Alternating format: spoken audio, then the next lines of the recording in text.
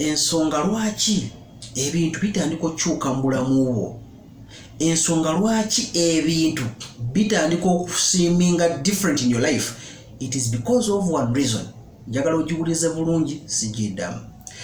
The reason is priorities or prioritizing. Priority kitegeeza order engeri y'ebintu bimakinga sense mu bulamu bwo in that order. Eda twazuuka nga noosenya noonaaba n'ofuluma ennyumba kati tusooka ku ssimu nga tulaba na kuva mu buliri. Priorities. That's why you go late for work. That's why you're getting less customers. You reach late. That's why your friends don't get much of your time because your first priority is your phone. Tukwatagana. Your boyfriend is not getting enough time. Your first priority is your phone. Your girlfriend is complaining. Your first priority is something different, your work. So when you take priorities to their default, your life goes back to normal. Tukuongiriza nnyo ebintu kati ennaku zino life y'abantu ekyuse. You find someone nga kugambe default order gye twatandikiramu nga smartphone tezinajja. Twakeeranga n'oyo n'aba amaaso n'obuuza ku muntu gw'oso naye mu nju, then you get out of the home. Naye kati omuntu azookuka n'asooka amala 20 to 30 minutes on the phone still in bed. Already nga azookusaletirwa nsonga yagivuddeko late. So these priorities start to change.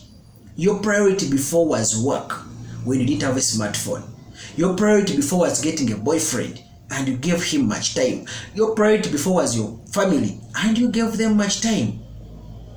Then otandika ogamba family yo nti sina bulungi budde, obudde bwe bumu bwe walina before. The same time still exists, the same 12 hours of the day, the same 24 hours or 48 hours of a fortnight. Now what has changed? Embeera si ekyuse, no. System si ekyuse, nedda. Your priorities have changed from this to that. Okyusiza nti kati essaawa zino yes boyfriend wamufuna waali katakyali priority mu bulamu bwo. Priority yo simu yo n'emikwano 1000 egy'okufollowinga ku Facebook gy'obeerako paka ssaawa 5 za kiro paka ssaawa 9 naawe ndekaamu nkyali ku simu. You get. Your priorities have changed. Watandika akalimu nga your priority is to respect your customers, to collect them every day. Now your priorities have changed. You prioritize your phone and your freedom at the expense of your clients. Kati ba customer tokyabalaba olwansonga tebakyali kyamaanyi nnyo, tebakyali nsonga nnyo. When something is first priority in your life, trust me, you will create time for it. For example, hunger and sleeping. Katonda twamufuula ba last priority simanyi. That's why kneeling down to pray takes time and it doesn't even make sense anymore to you when you kneel down. You just say the words and go away. Kutukiriza mukolo. Buli woyima omuntu gw'ofaako obudde teweekwasa nti tolina budde. Obudde bwe bumu. Kubanga luli wamubuukiranga ebisaakaate, luli wapalapalanyanga engeri yonna n'omutuukako. Lwaki kati kyaggwaawo? Si ye yakyuka, nedda. Mwembi mwakyuka. Ebigendererwa oba tugambe priority zammwe zakyuka. Gayo priority ensengeka y'ebintu engeri gy'obyagalamu oba gye bimatalingako mu bulamu bwo. Nti nze bwenkeera ku makya essimu y'ensingiro sooka ova mu muliro okusenya oba okusaba. First priority is my phone. Second priority is brushing. Third priority is getting breakfast. Then I can finally step out of the house. Tukwatagana. Then landlord wakubanja nnyo priority ng'ekyuka ng'otandika okunoonya ssente za rent. First priority, every chance you get to talk to a person, you ask for money. Tukwatagana. Nolwekyo priorities zaffe nenge tusangamu ebintu yekyuse ng'egye twagalamu ebintu. Waliwo oyagala business kati wagifuna kati ozuukuka ssaawa 8. Tukwatagana. The priorities oba tugambe engeri gye tuwaamu ebintu amakulu mu bulamu bwaffe y'engeri gye bimatalingamu era y'engeri gye tubikolamu. Oli bw'obugamba nga ndi njagala kukulaba n'agamba sirina budde, just know you don't matter as much. Takulimba nti tewali budde kubanga bw'ofa agenda kujja. Bw'ofuna accident ayinza okufuna obudde n'ajja. So why then byabadde akola biweddewo? Nedda. tukwatagana gyabadde alaga wakomye kulikomaawo nelidde no gyoli no. The priorities change. So what can we do if someone's priorities change towards or against your favor? Nti obadde number one w'omuntu nga w'omugambira akyukirawo takyasobola kukyuka.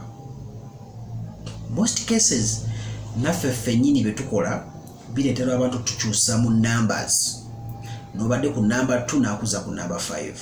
Tukwatagana. So do not stick to people.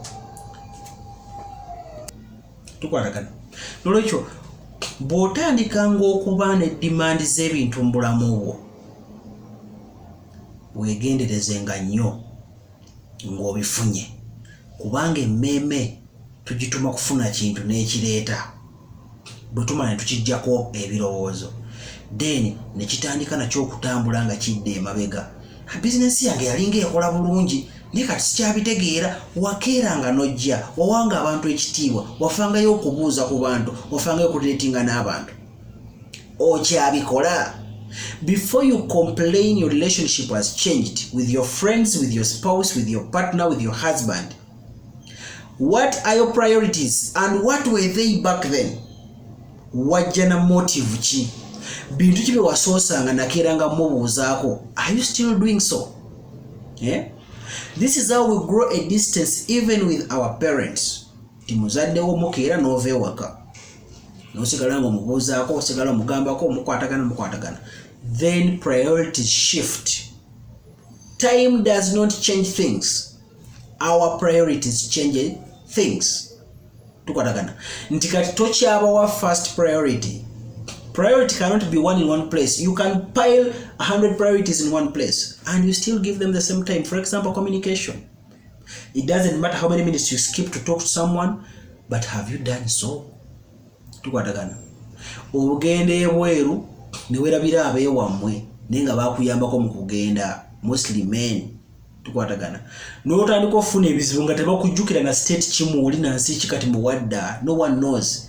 And they cease to care anymore because you changed your priorities. They didn't hate you because you're making money. You changed your priorities and their priorities changed as well. Tegedde omuntu omujjako ebirowoozo kiyinza omuluma naye bw'agenda akimanyira naye ebirowoozo byabikwasa omulala. That's how life works. Bw'okwata ebirowoozo n'obijja ku mulimu gwo n'ogamba njagala kugula kati piki n'osooka osulira business ogenda olwenya sente za piki. By the time ofunira piki ng'eno watandise okujjamu ebituli because your attention is diverted to something else. That's why bagamba it's not good to serve so many masters at a go, because your attention is too divided and the percentages change. Tukwatagana. Nolwekyo be very attentive with your priorities. Weegendereza ebintu engeri gy'obiwaamu amakulu mu bulamu bwo kubanga bwe budde bw'ogenda obbiwa. Bw'okubira omuntu gw'obadde oli naye mu relationship ng'olaba akuze n'akuze eri, just know their priorities have shifted to something else. Tukwatagana. Do not pull ties. Be who you are, stand your ground and get another direction to take. Because when priorities change, they change. Time does not change. It's the same 12 hours of the day. The same 24 hours that make a day and night. Tukwatagana. Nolwekyo weegendereze engeri gy'oyisaamu abantu, because people notice. People always notice. Gundi ono akyuse. Oba tokyuse munnange, oba osigadde gwe the same skin color, the same height, the same eyes, mpozi nga afunyemu aibwa. But you're still you. What has changed about you is your priorities. You no longer see these friends as of value right now because you got a boyfriend or a girlfriend. You never see these friends as of value because you can no longer speak the same language. You think you're on another level. Understand? It's not that you don't have time for them. Time is there and time is the same. Your priorities have shifted from agabozibozi ge bakunyumiza to your business and your future. You must mind your future. Ekyo ng'okyesonyiwa. You understand? That's when they say yakyuka kati yatubulirako ddala. So people change because they change priorities. It's not because they change emotional or physically. When you change the level of your priorities, that's when things start to make meaning in a different way.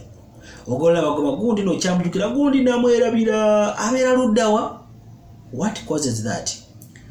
Mulamu bwagenda olaba takyayina ki takyayina value. Nolwekyo bwolabanga naawe omuntu atandise okukyusa engeri gy'alulatingamu naawe, just know their priorities are changing. You might not be doing that same thing you used to do for that person before, and now your friendship of you two ceases to make any more sense, and they have to switch because they want that same thing you had before, so they will get it from someone else. Tukwatagana webale nnyo, webalire ddala, akitegedde osobola okunnyonnyola omulala. Mweraba.